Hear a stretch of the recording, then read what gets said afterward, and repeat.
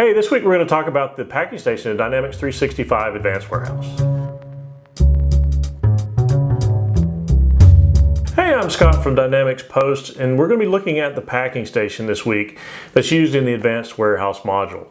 The packing station allows you to take your picked goods and putting them into final shipping containers to be shipped to your customers. So there's a good bit of setup here. It's not difficult, but there is, we're going to be touching a lot of screens. So let's take a look at that next. The setup for the packing station isn't difficult, but we are going to touch quite a few screens here.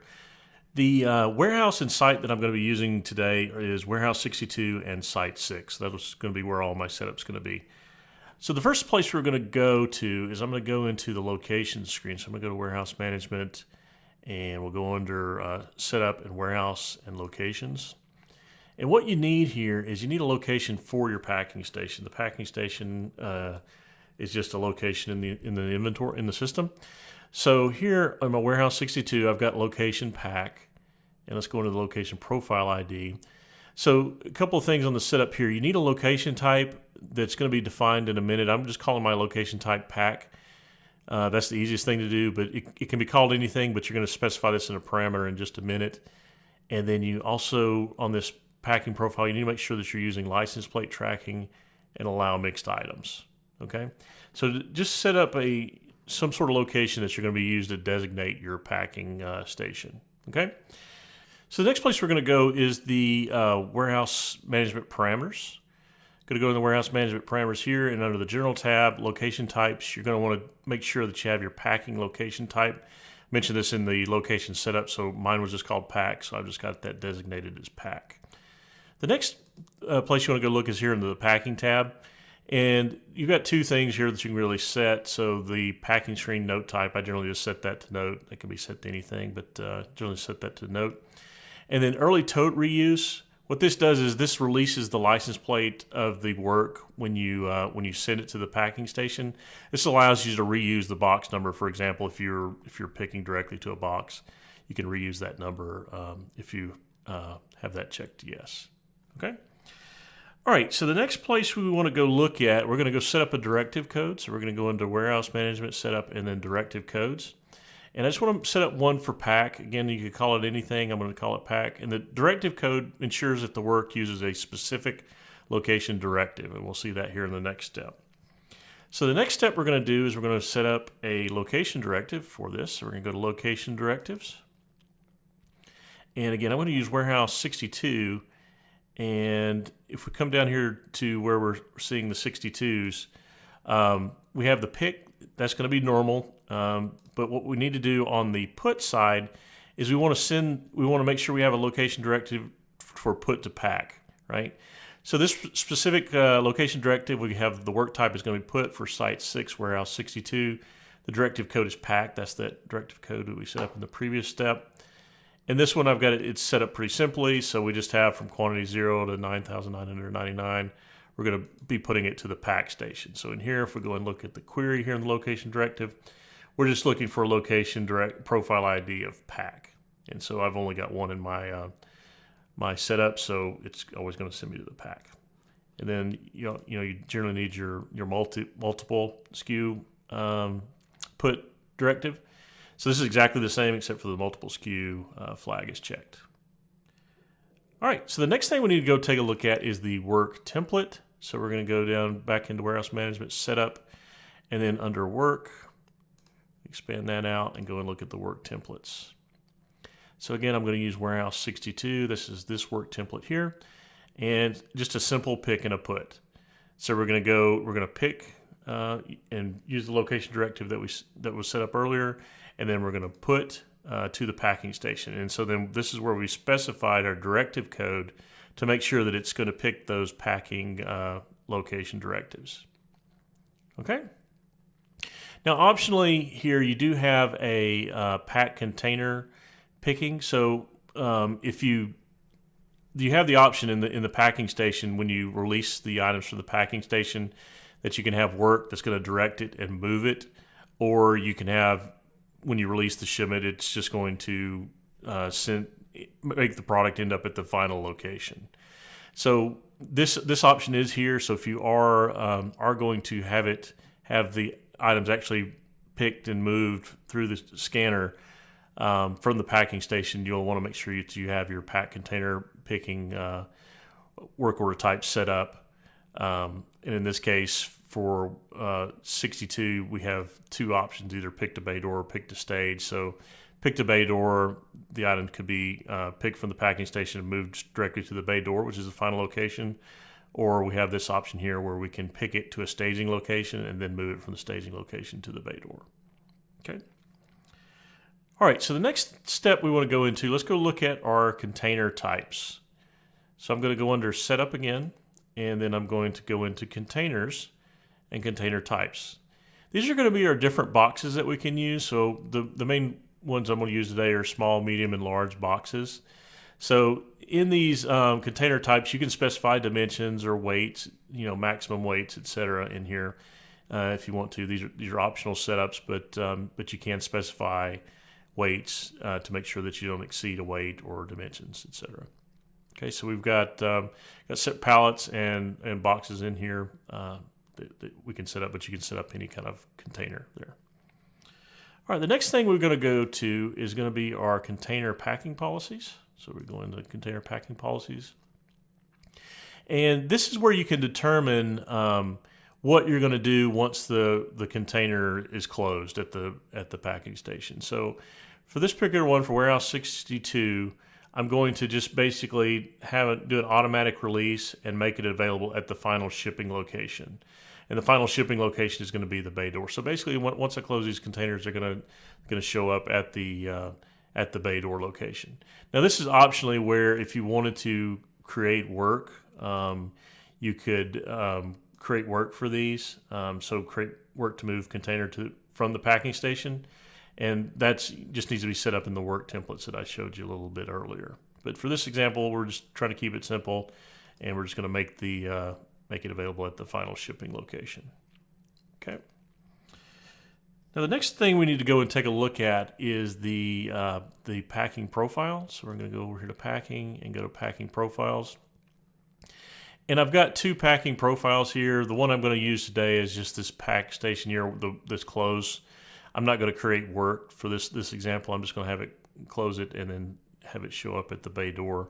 So we're going to use this packing profile here in the next step, but it's basically going to link the container packing policy to our user here in a second. We're going to see. All right, so the next thing we're going to take a look at is the worker. So under Warehouse Setup and Worker, I'll go ahead and pick my worker. And so the packing station, we need to make sure that we've got these options here filled out.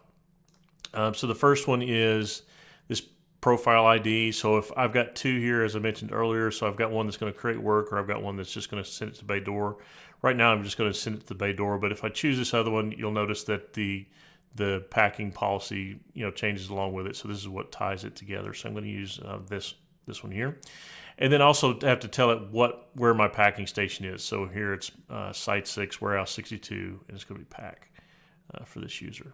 Okay, so that's the final little bit of setup. Now these values here, these profile setups, it's optional, but I'd recommend it because what's going to happen is every time you go into the packing station, it's going to ask you for these if they're not filled out. So if I go under packing and containerization here and go to the actual packing station, these values here, if I didn't have that set up on the worker, these are going to be blank, and it's going to make you fill them in every time. So definitely recommend setting that up so these values at least default, and then you could change it. Okay, so that's the setup part of it. Okay, so now that we've got the setup done, let's just talk about the overall flow of the packing station, how that fits into the sales order picking flow. So you're still going to create a sales order. You're going to release that sales order to the warehouse. And that's going to create work. The warehouse associate's still going to pick the goods as normal. The location directives and the work templates are going to direct them to take the items and move them to the pack location. So the packing station is a location that it's based off of. So it's going to direct the pickers to move the goods to the packing station. Once in the packing station, they're going to pull open the shipment, and they're basically going to create containers in the software and move the items into those separate containers. And then they'll close those containers. Now, the way we've got it configured is that once we close the containers, the goods are going to then move to the final shipping location, which in our setup is the bay door. All right, and then from there on, it's the same as what we've seen in the other sales picking videos. I'll link the sales picking video up in this video here up above. But you're going to basically confirm the shipment, and then you're going to release the shipment. All right, so let's see that process. Okay, so what I've got here, I've got sales order 985, and I've got two items on it, A0001 and A0002, and one apiece. And so what I did was I went ahead and released this to warehouse, which created some work. I got two work here, works created. So one was for the A0001, and then the other one was for the A0002. And then I did put a license plate on each of these works so that I can reference them in the packing station. Okay, so let's go to the packing station and take a look at how we do that. So I'm going to go into warehouse management, and then I'm going to go into packing and containerization, and then go to pack. So here's where we get our default settings off of the user. So I'm just going to say okay and accept those defaults. And in this spot here, we can either put in the license plate for the work or the shipment ID, either one. So I'm just going to put in the license plate, which was got container 1. And then what that's going to do is that'll pull up the shipment ID, some different information here. And then down below here, we'll see the open line. So these are the items that need to be packed. Okay. So the first thing we would do here is we're going to click on new container, which is going to create a new container. And I'll leave, well, let me change this. So I'm just going to put Scott box 1 on there to create that box. And my default is coming from the profile there. So I could change this to whatever I wanted to, but I'll leave it at small box. That'll be fine. And then say okay. And so now I've got a container here, so I can basically pack this item. So I can say A0001. And then so once that my item has been packed, it'll remove it from the open lines and show you what's remaining. So at this point, I could pack this A0002 into the same box, or what I'll do is I'll close this particular container, and it's going to ask me to get the system weight. I'll go ahead and get the system weight, and then say okay. And now that that's closed, I'll create another container. We can go to new container, and I'll call this Scott box 2. All right, so we'll have a second box. And if you've got a lot of items that you want to pack in the same container, I showed you a minute ago how you can just put in the item number. Now I will mention that I did type in the item number, but ideally you'd have like a little handheld scanner tethered to the PC or whatever. You could just scan the item. But the other way you can do this is, for example, we've only got one item left here, but there's lots here. You can just click the check the box there and click pack, and it'll pack everything there into the particular box. Okay. So again, let's go ahead and we'll hit close container here, and we have to get our system weight, and then we'll say okay. Okay, some other functionality that you might have here. So we have containers for shipment. If I click on that, that'll show me the different containers that that I've created and packed, and it'll show you the location. So these are at the bay door. Remember, once we close these containers, these are moving out to the bay door. Now, if I had opted to create work for these containers, I could use this containers at station. So I could go to the closed containers at station, and it would show me the containers that have been closed and ready to move via work. Same thing if I had some containers that I'd opened and haven't closed yet, I can go to the open containers and view any open containers that are here. Okay, so once all my my containers have been moved, I'm ready to confirm my shipment. I can go to the all shipments page, or I can click on the shipment right from here and go ahead and click on my shipment and go ahead and do a confirm, and that will actually confirm the shipment. And then once this is confirmed, I can go in and generate my packing slip, and that will be the end of this process. So while that's creating, there is a screen that you can view the containers that have been packed here. So let's go and look at that. So if we go into the warehouse management, we're still going to be under packing and containerization. We can look at the containers screen here, and it will show you any of the, let's go ahead and show the shipped ones so I can see the ones that we just did. So these are the two that we just created. So Scott Box 1 and Scott Box 2. And if you click on either one of these, it'll show you the contents of both of these. So again, just an easy way after the items are shipped or even before it's been shipped to tell what's in the particular box or container. One other thing to think about when you're using the packing station, it can be kind of a double check for you to make sure that everything you've picked is going to be shipped, right? So when you pull up the shipment in the packing station and you're scanning all the items into boxes, if you remember at the bottom there's the open lines that allows you to see what's actually still left open. So if somebody maybe misscans something or says they picked something that they didn't really pick, that's going to still show as an open line at the bottom of the screen, so you can really tell and verify that what you said you've picked you're actually shipping to the customer. So no, that's another thing to think about as far as using the packing station and whether or not it would work with your process. So the question of the day is, what do you do for packing? Do you pack while you're picking, then just ship out of there, or do you use a separate packing station or some other process? I'd like to just be curious to know what you exactly use.